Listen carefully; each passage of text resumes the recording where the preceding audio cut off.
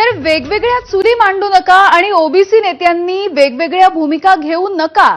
OBC नेते म्हणून पक्ष बाजूला ठेवा आणि एकत्र या, असं आवाहन ओबीसी नेते प्रकाश शेंडगे यांनी बबनराव तायवाडे आणि विजय वडेट्टीवार यांना केलंय.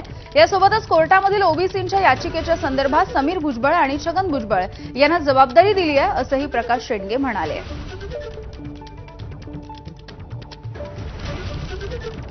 या मुंबईत सरकार दबाव वाढवत होतं, त्यामुळे आम्हाला पूर्व कल्पना आली होती की अशा प्रकारे जी.आर. निघण्याची शक्यता आहे.